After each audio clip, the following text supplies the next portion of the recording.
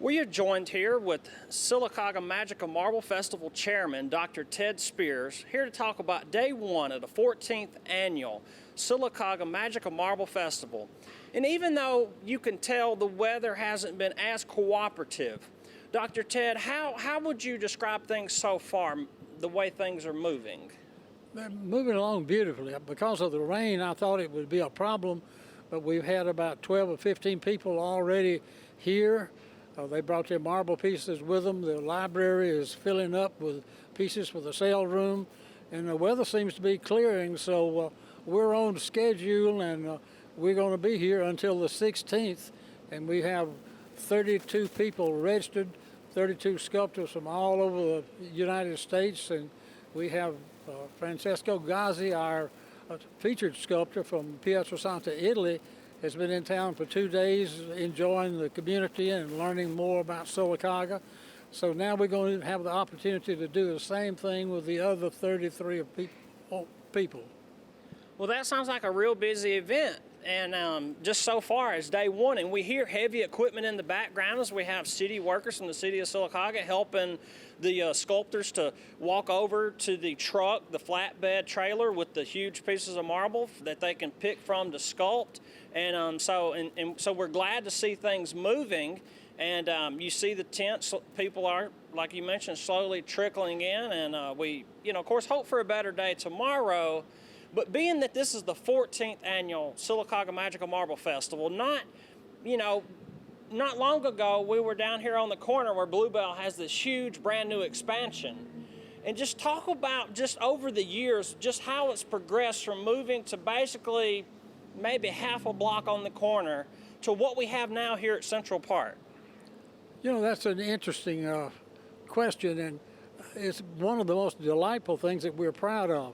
We've been able to move from that situation that you talked about down to the park here, the pavilion. We have tents that we rent each year and bring in all sorts of other equipment that we did not have. Thanks to Bluebell, they furnish the air, and they're very helpful. But the city of Sylacauga just really pulls out all stops to make sure that we present a good attitude, a good face to the visitors who come. And we only had a few people the first few years that would come in. Now we have busloads of people who come in and tour the site.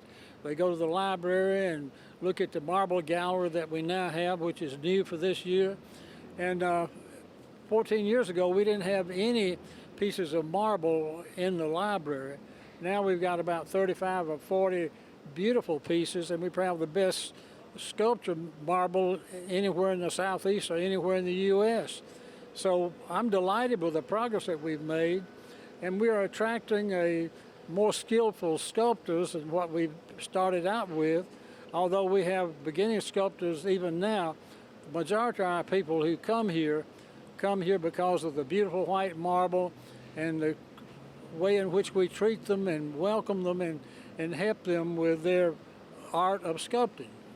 And you mentioned the word busload, and that just brought something to my mind about the marble quarry tours. I mean, talking with Miss Ginger at the registration table, I believe that the tours are filled up, but that's something that's added back, like from last year. Please just elaborate some on the tours for the Emrys and Omya. Well, every facet of our life has been affected by the pandemic, and we had to cancel the tours for obvious reasons because of the contagious nature of the COVID-19. And so we had to, for 2 years, we were unable to do the quarry tours, but we, with the Corporation of Emrys and Omya, we put the tours back in, and they filled up immediately. And we got a waiting list. And thank goodness we do have the observation site that you don't have to have a waiting list for that. So any unexpected visitors who come will get to see a quarry site, and we'll furnish someone to go with them to talk to them and tell them about the observation site and about Moretti and Mercer and all those famous sculptors who lived here in Sylacauga. So we were able to add it back and add it back better. And Tracy at the library has taken what was a defunct newspaper and magazine room and turned it into a sculpture marble art gallery. And so we really have something to show them throughout the library, the pieces in all locations with information on them. And so we've made progress from just a hit and miss to a well-planned festival and to a well-planned venue throughout the city of Sylacauga. And I know that today we've got newspaper people from Anniston who have been in town for 2 days talking to people and taking pictures and going around town and asking about the importance of marble to Sylacauga. And all I got to say is that from the industrial point and the commercial point, but especially the artistic sculpting that's going on, we are thrilled to have made the progress that we made in just a 14-year period. Okay, and that's all great information. And here at Central Park, it still may be a little drizzly, but we have nice sidewalks here. Like you don't have to step off and get your shoes muddy. It's still the city has done a lot of upgrades, as you have mentioned. So we have, great sidewalks, a great pavilion here. So there's plenty of ways to come out and, be weather aware.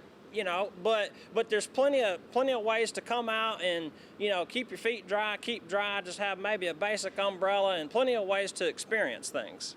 Yeah, one thing about Sylacauga has been really wonderful. We wouldn't have gotten started had it not been for Mayor Sam Wright and the city council at that time. And since that time, Mayor Heigl and the other mayors, Doug Murphy, Bruce Carr, the people that we've had have been a part of this. And they are still fully supported. And so from the very beginning, and they continue to be the force behind the Marble Festival, and I'm just delighted with the cooperation and help that we get out of the city of Sylacauga. Yes, sir. Well, we thank you for joining us today. This is Dr. Ted Spears, chairman of the Sylacauga Magic of Marble Festival.